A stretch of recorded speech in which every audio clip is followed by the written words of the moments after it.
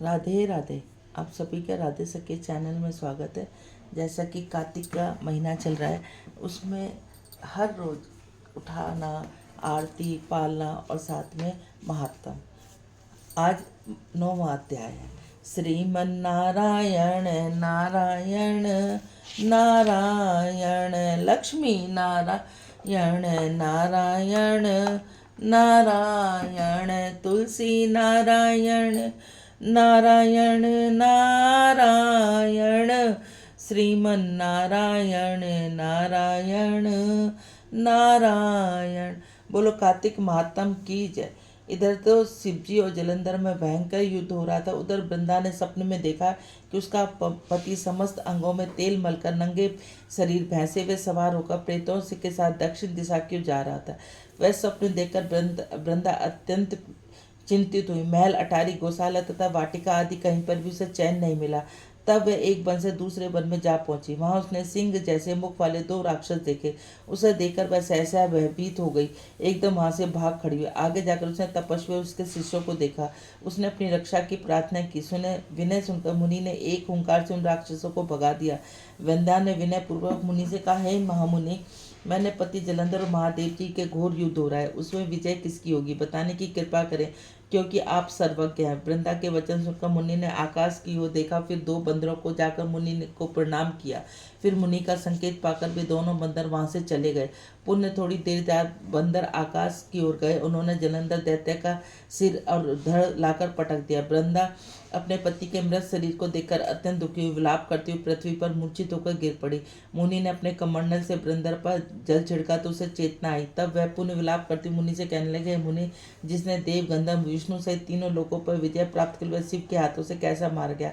आप सर्वज्ञवान हैं, अतः किसी प्रकार मेरे पति को फिर से जीवित कर दीजिए। तब मुनि कहने लगे, हे वृद्धे, शिव जी के मारे हुए को जीवित करना असंभव है, परंतु फिर भी हम तुम पर कृपा करके इसको जीवित किए देते हैं। इतना कहकर मुनि अंतर ध्यान हो गए। जलंधर जीवित होकर वृंदा के साथ प्रेम लाभ करता हुआ अलंगित वृद्ध हो गया। वह सब जलंधर का नहीं, वरन जलंधर के वेश में भगवान विष्णु का था। वृंदा जलंधर वेशधारी विष्णु के साथ उस वन में रमण करती रही। एक दिन मैथुन के पश्चात उसे पति के वेश में विष्णु को पहचान कर वृंदा अत्यंत क्रोधित हो बोली, तुमने मेरे प्रतिव्रता धर्म का भंग किया, इसलिए मैं तुम्हें श्राप देती हूँ। निश्चय ही वह कपट मुनि तुम ही थे। तुमने ही माया द्वारा 2 राक्षस बनाए। कलांतर में वह दोनों राक्षस तुम्हारी स्त्री का अपहरण करेंगे और तुम्हारा शिष्य ही वही बंदर के रूप धरकर तुम्हारी सहायता करेगा। तुमने साथ में छल किया है, तो तुम इसी समय शिला पत्थर हो जाओ।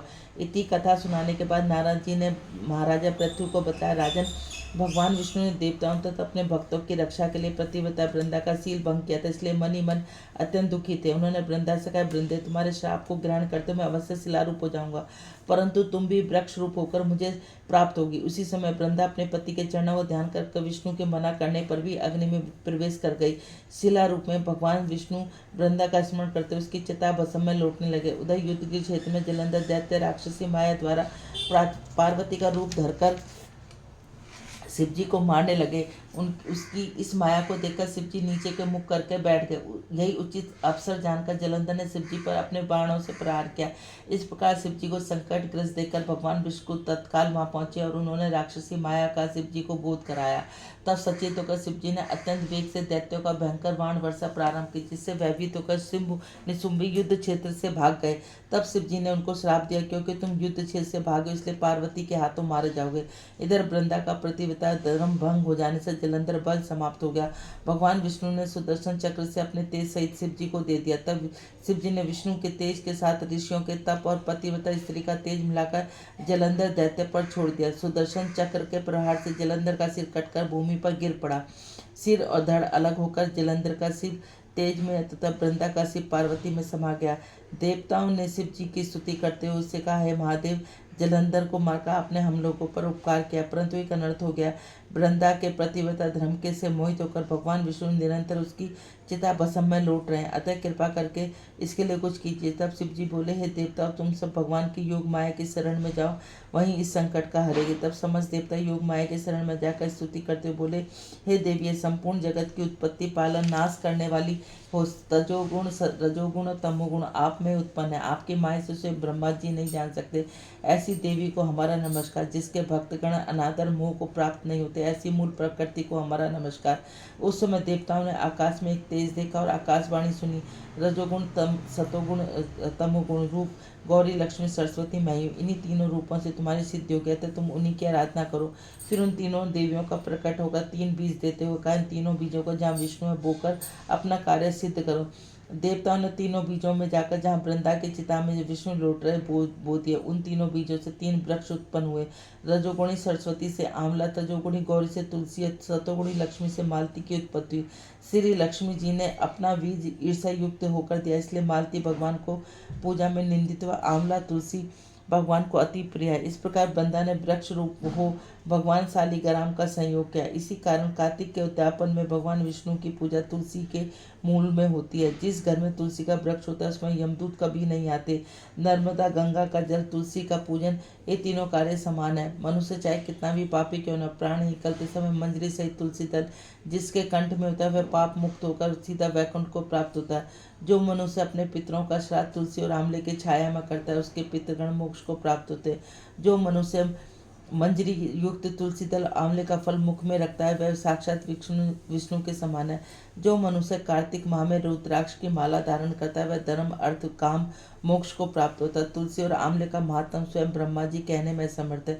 जो कोई श्रद्धा भाव से इस कथा को पढ़ता है सुनता है वह भी अंत काल में मोक्ष को प्राप्त होता है। बोलो कार्तिक महात्म की जय। श्रीमन नारायण नारायण नारायण, लक्ष्मी नारायण नारायण नारायण, तुलसी नारायण नारायण नारायण, श्रीमन नारायण नारायण नारायण। हे नाथ नारायण वासुदेवा, हे नाथ नारायण वासुदेवा। राधे राधे। यदि आप सब लोगों को चैनल अच्छा लगता है तो इसको ज़्यादा से ज़्यादा लाइक करें, ज़्यादा से ज़्यादा शेयर करें, नए हैं तो सब्सक्राइब करें, बेल आइकन को जरूर दबाएं। बोलो राधे राधे।